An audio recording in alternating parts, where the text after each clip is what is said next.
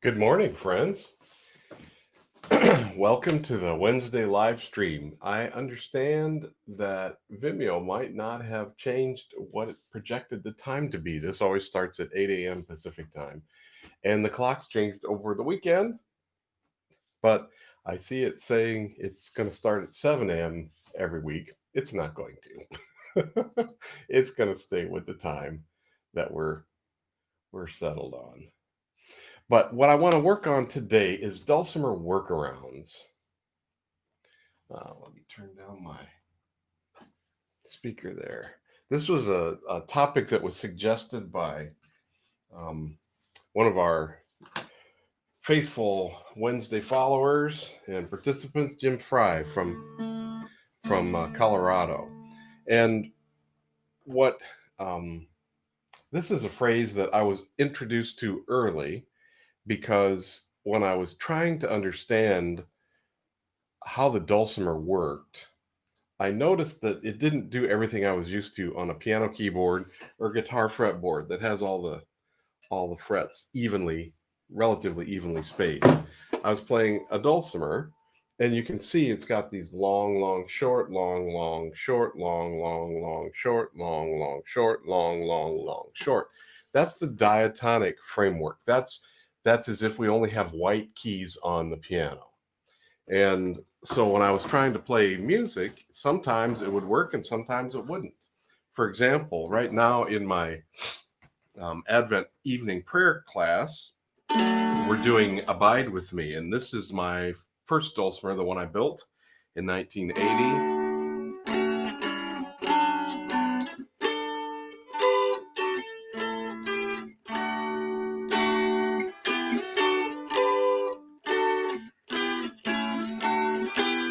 Oh, that note's not the right one.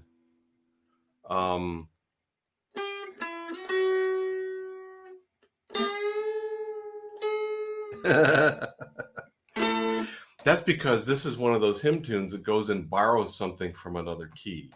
So I was confronted right away with, what do I do? Well, you saw what I tried to do first. I tried to bend. That's always an option on a stringed instrument. If you don't have the note you're looking for, you can bend the one below the one you want in the direction of what you want. And bending two strings, it was impossible to get them to bend in tune.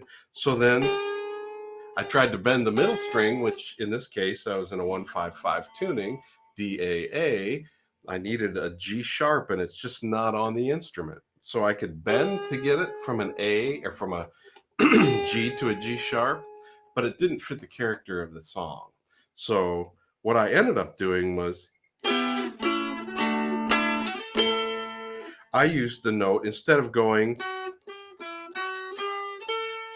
the wrong note, I played a note that was in the same chord, but it was the other direction. Lord, with me abide.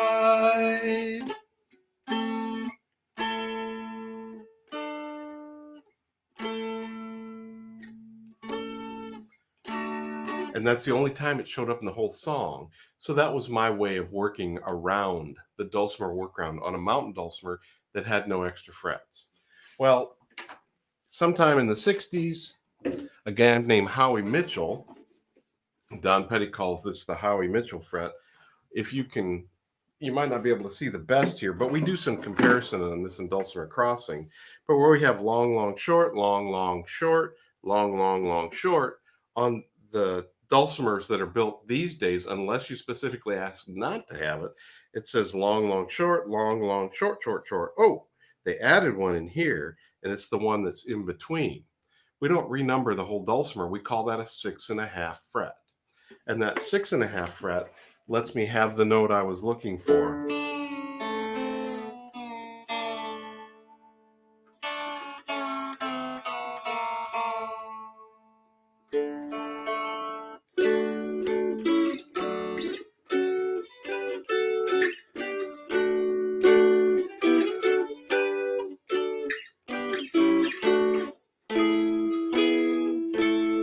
It has the note built in because the 6.5 adds that step in the scale.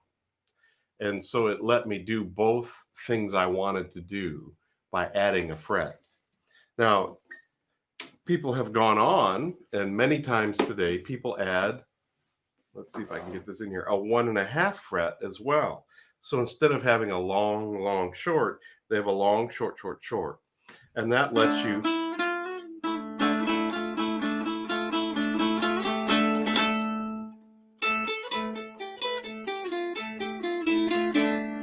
that gives us an extra note here that we wouldn't normally have on the instrument.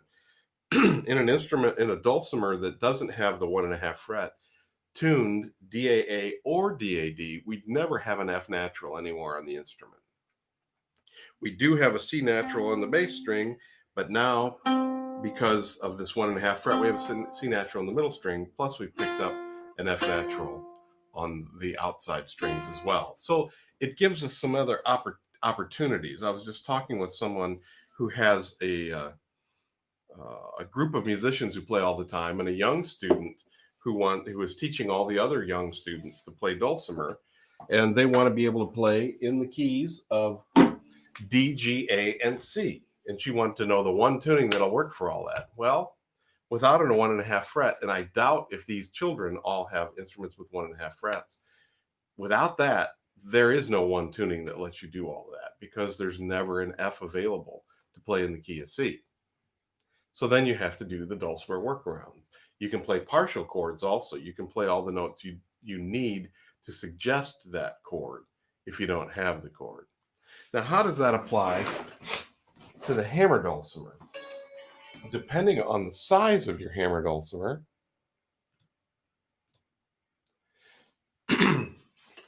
like this is a pretty large one. So many, let's see if I should back out just a little bit. Yeah, I should zoom out a little bit so you can see the whole instrument.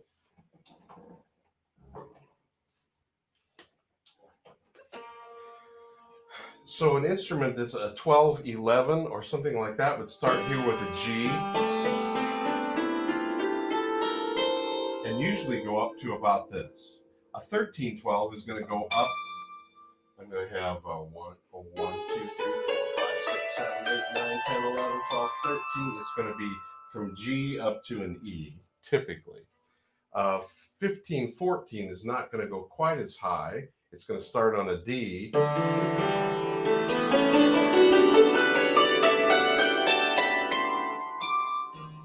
And they won't have any change stuff up there. A 16-15 will start in the same place, but have an extra bridge up here to go from a low E to a high D.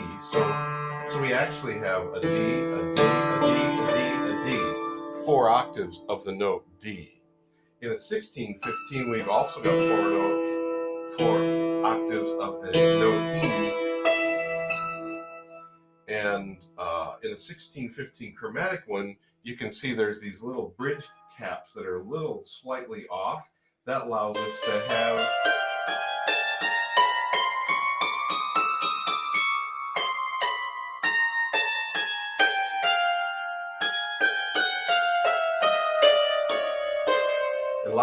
have all the chromatic notes up here. Now, hammer dulcimers are pretty chromatic, but not in the way of what we want to do. So the workarounds here, I might have an instrument that doesn't have these high notes up here, or I need the C sharp that's in this higher octave, and I might not have that note. And so what can I do? Well, one suggestion is in the middle of what you're playing, I'm in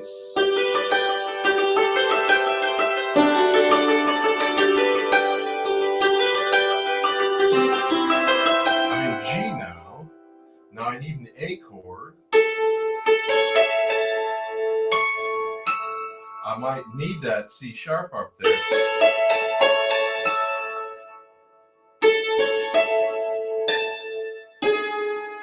And I just repeat this one.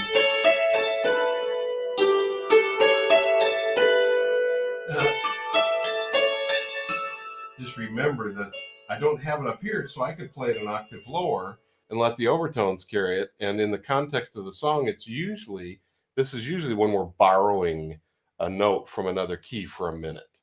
And so using it in a different octave is a way to go. You could just, if it's a fast song, you could do the same as the mountain dulcimer workaround, and just skip that one and double up on the A or the E if you don't have the C sharp somewhere. Now I'm using C sharp as an example, but you might have another note somewhere that you're not able to use or you don't have available to you. So what I'm doing when I'm doing that workaround is finding a note that's part of that chord that will not disturb the tonality of the whole song I'm playing. It will be supportive. It will not be an exact transcription of what was written on the page for a chromatic instrument, but it is an adaptation. So that's kind of what overall a dulcimer workaround is. Now, let me see if you have any questions or further things that you want to comment on here.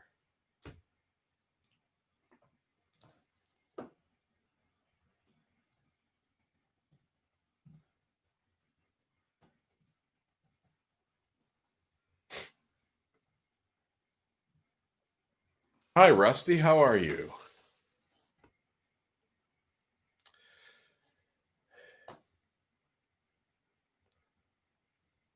Now, let me just go back because we talked about the fact that mountain dulcimers are diatonic instruments, and there are certain notes in different tunings that are just not available to us anymore. Hammer dulcimers are chromatic instruments, but they're laid out in a diatonic way. So let's use the example of G, because that's the one that even smaller instruments are going to have. I have a G, A, B, C, D, E, F sharp, G, all the notes I'm going to need for a G scale. And all I did was start on a marked chorus. That's going to be the same anywhere I go, starting on a marked chorus. If I play in the box, I'm going to have the major scale of whatever marked chorus I started on. What if I need a chromatic scale? I need a G sharp. It's over here. It's out of the way, and it's still present. G sharp, A flat. Now, a lot of instruments, I've got this extra box down here. You may not have that, but I do. G sharp, A sharp, B, C sharp, D sharp, E, F sharp, E sharp, E.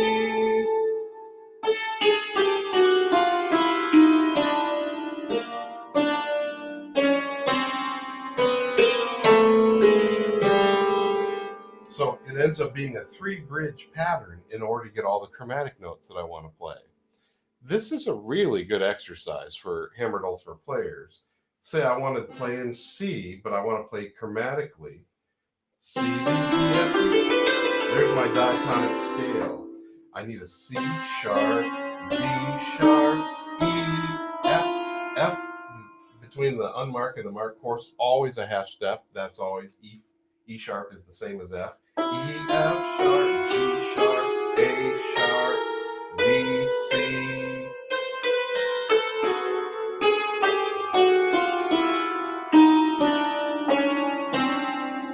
And calling them by sharp names going up, C sharp, D sharp, B, F sharp, G sharp, A sharp, B, C. But using flat names coming down is a good way to get oriented to the enharmonic scale. C, D, flat, A, flat, G, flat, F, E, flat, D, flat, C. Now our chromatic tuners, like this snark right here, is going to register that as an A sharp. I don't think it's bright enough for you to see it, but I can see it. That note is called an A sharp. Usually when we talk about them, it's a B flat. And A sharp and B flat are the same pitch. But it's about the orientation of where are we, what key are we playing in, what is the best description of what we're using for where we are. So the Dulcimer Work-Arounds, excuse me, the most expensive one is to buy a new instrument. The second most expensive is to have a luthier add notes that you don't have. This is for mountain dulcimers, by adding a fret. There is one other way, and that is retuning to a chromatic tuning.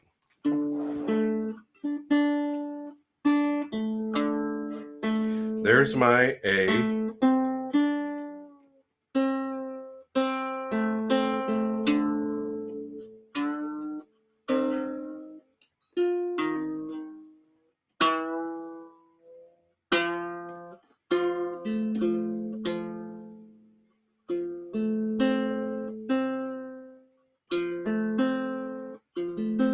So now I'm in the tuning FAC, F on the bass, A in the middle, C natural, and that lets me have,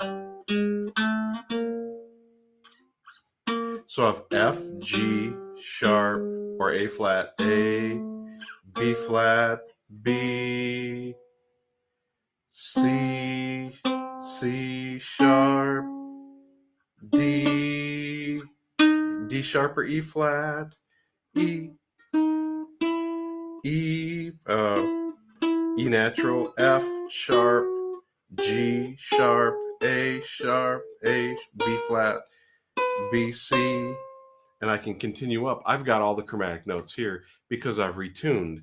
I've got more because I'm using an instrument with a 1.5 fret. But if I didn't have the 1.5 fret and I tuned to this, I would have chromatic for most of the instrument. And this is actually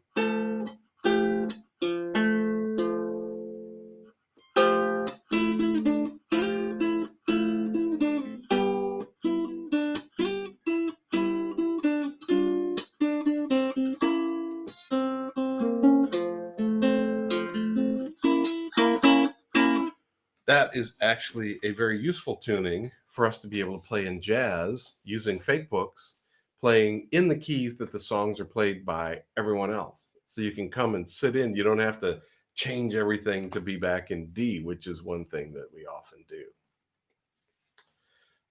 or often expect. And it makes us more conversant and a more versatile player, and someone who is more welcomed into places where we don't expect to be welcomed. Now, on the hammer dulcimer, when I talked about we're not asking someone to add a bridge that doesn't exist, we can get a bigger instrument, so we have a broader range, and that gives me in this lower octave, in my instrument that would stop here with no bass bridge. Oops, I forgot, I didn't change my camera. And an instrument that stops here, 1615 or 1615 chromatic, this low B flat I would not have because I can't get down to there. It's present because I've got this extra box here. So what some builders have done is add another bridge on this side that includes those missing notes. So there would be a G, an A B flat, and a C, and there might be an F over here and a D sharp. If there's just 3 on this side, it's usually the D sharp that's in between here, the F that's in between here, and then the B flat. This bridge keeps on going and adds several more notes because of this other octave that I have here. So that's one way. Another way is to retune the notes you need for a specific reason. So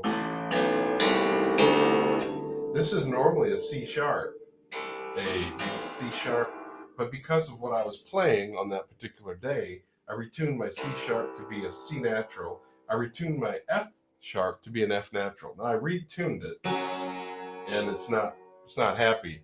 One of the things that happens on a hammer dulcimer is if you retune things, they don't like it too much. You got to spend extra time with them. You got to tune them a lot because they get you, like all of us. They're just like humans.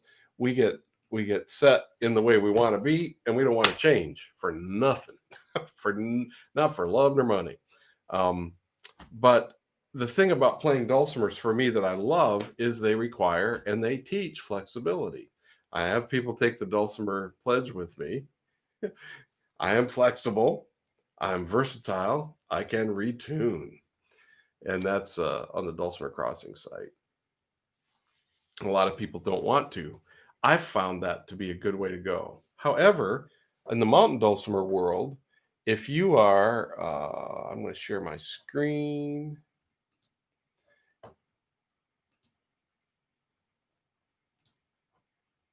if you are someone who likes to play a lot of chromatic instruments, we have chromatic dulcimer lessons on Dulcimer Crossing. Aaron May Lewis is one of the people who is very visible. Sam Edelson does this. Stephen Seifert does this. There are others as well, but these are the most visible ones that I'm aware of. But she's got a series of lessons about chromatic instrument, how to play chromatic mountain dulcimer. And she's got a great chromatic chord book that she's published as well. And if you go to Aaron May Music, you'll find that.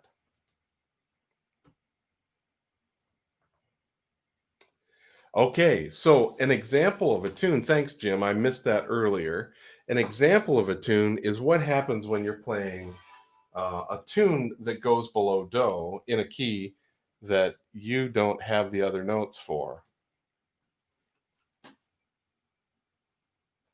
see, I never played Ricketts Hornpipe in G, so I'm gonna have to think for a minute. That's one that starts. I never played on hammer dulcimer. I always played on mountain dulcimer. So let me check for a minute.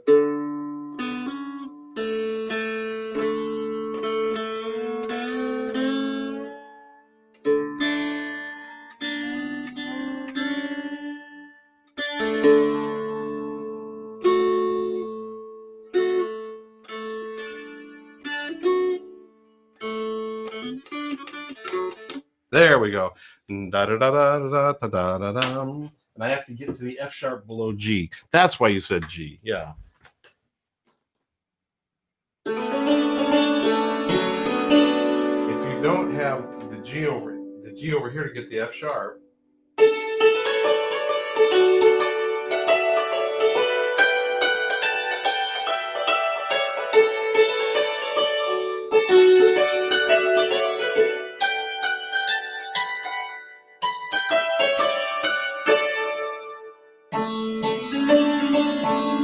if I had a smaller instrument, like I think Jim, your soprano might have that issue. Yeah, the 1211. And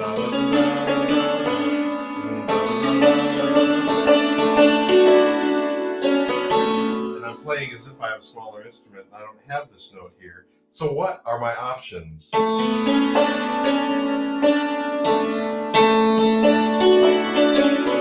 I just doubled up on that note instead of.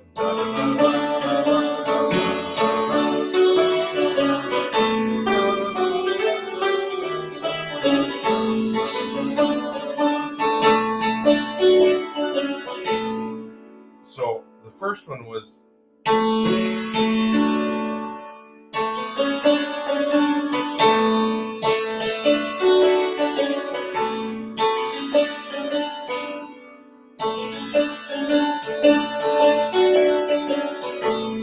So I could double up on the A, I could play a D.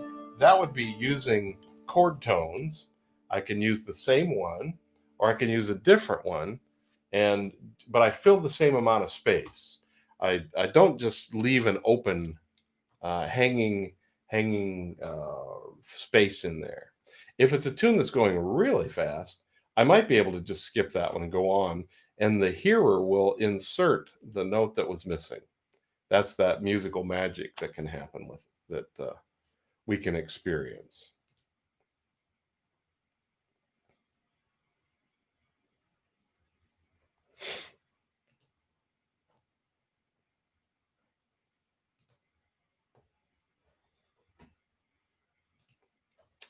I do want to also say that the registration for the North Georgia Foothills Festival, North Georgia Foothills Dulcimer Association Festival, let me get that up here so I can share it. Wow. North Georgia Foothill.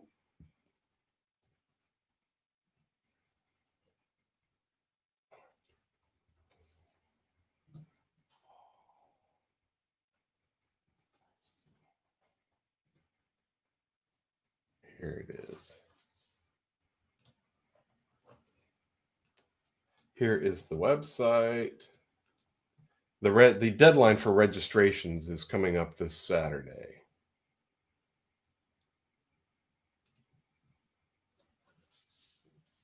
The tuning that I use for jazz is FAC,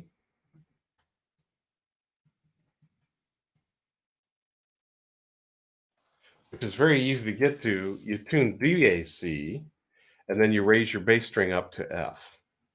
I am teaching 10 workshops at the North Georgia Foothills, and I think I still have opening in all of the workshops. Since everything went online, people have been very vigorous in choosing workshops, and so it's not there isn't the rush. If you've got shut out of some of the things I've taught before, this is a good time to sign up for those. You're welcome. And I am teaching a class on this then, the FAC tuning. Uh, let's let me just look and make sure that I'm not telling you a fib.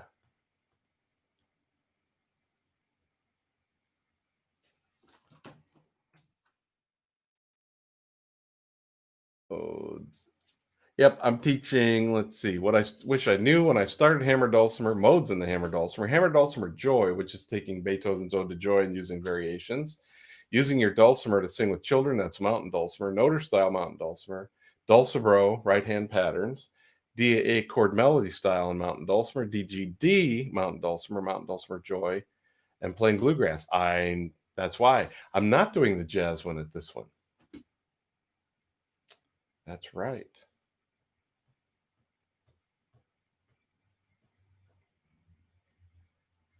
All right. So I'm glad I caught myself before I made a promise that I couldn't keep.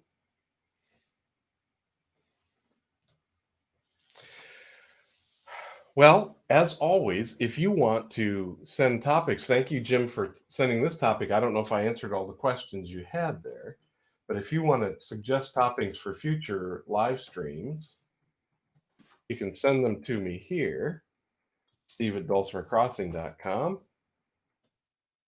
and they'll go into the hopper.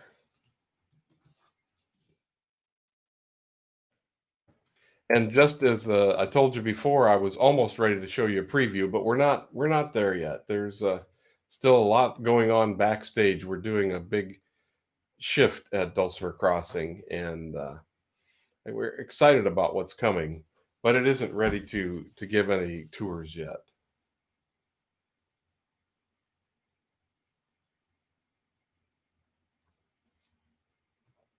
Okay, Talon, great question.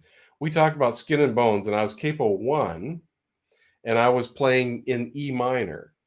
That's what I was doing. Now, on the Saturday group, when they were doing it in DAC, they were using the same set of numbers on the scale, because when I capoed at the first fret, it gave me the Aeolian mode.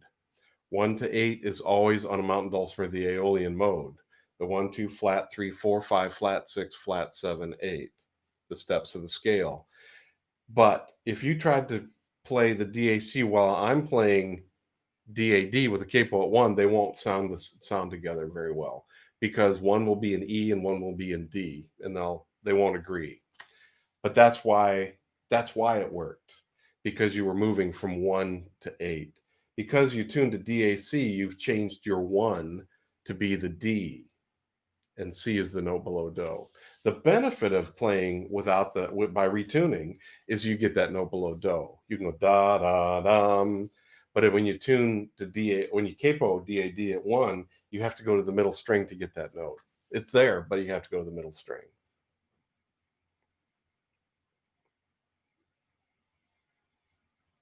And yes, the chord fingering is going to be different.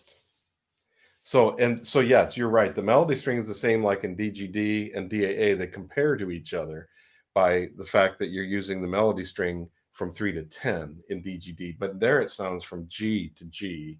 If you're tuned to DAA, your 3rd fret is D, and you're going to D at the 10th fret. So yes, you've made a good connection.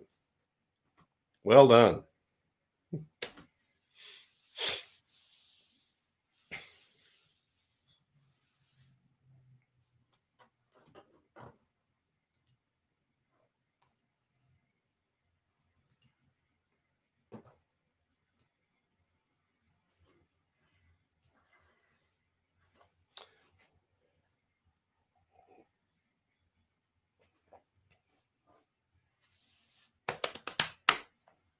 Well, the clock has turned to the hour, the half hour. I've got to see why this publicized that it was going to be at a different time than it actually is. So I've got to figure that out on the Vimeo side. But it is good to be with you today. And I will be back next week with a new topic. Thanks to Jim for the topic that you suggested today. And I look forward to your other suggestions. Oh, what is a disadvantage to the chromatic mountain dulcimer? Yeah, I gotta tell you that. I don't have a chromatic mountain dulcimer. Well, I do. I have a cardboard one that's a chromatic fretboard because I wanted to work on that. The benefits is that you have all of the notes. And so you can take a shape and just slide it down by half steps. And there's a lot of benefit of that. The confusion for a lot of people, one of the things about playing a guitar is I spend a lot of time thinking about what frets to avoid. On a mountain dulcimer, I just go to the next one because it's usually going to be in the key that I'm looking for, with the exception of these notes that are part of songs that cross the keys a little bit. The other thing is when you're playing noter style, when you go from a diatonic, a whole step to a whole step, you hear things that stay in the key you're in. If you're sliding over chromatic frets, it's a different sound. So it may be something you like, but it's going to be different sliding over all the half steps and sliding over the whole steps if you're playing in the noter style.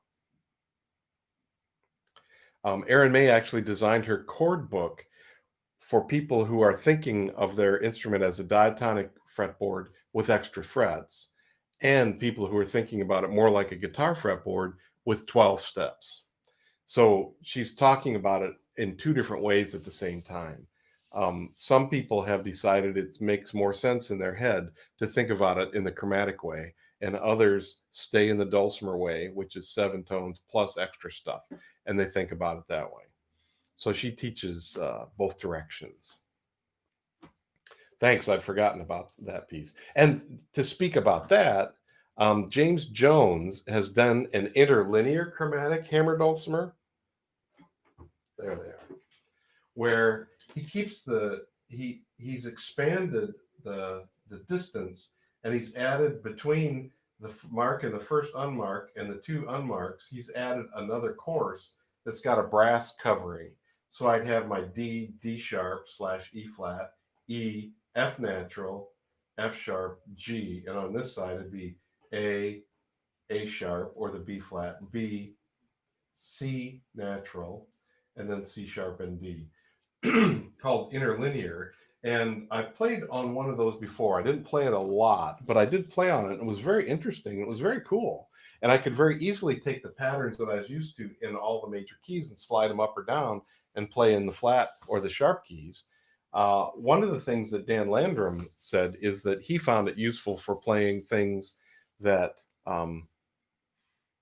not fiddle tunes. He would play it for other things, not the things you already knew. He would use the interlinear chromatic for the other songs that he wanted to play, but not the ones he already knew. So, well, it has come to that time, and I need to transition my studio here for my kids' class, which comes up at the top of the hour. And it's time for that. It's just the clock does what the clock does, and I follow it because I'm a slave to time. Well, I look forward to seeing you next time. It's good to be with you today, and I wish you all the best. Don't forget, you can write to me with your suggestions for follow-up questions. This is archived on the Dulcimer Crossing site. It's archived in the Vimeo site for Dulcimer Crossing. It's also archived on YouTube in the Dulcimer Crossing page and on the Dulcimer Crossing Facebook page. So come by and see any or all of those. But for now, I'm going to say goodbye.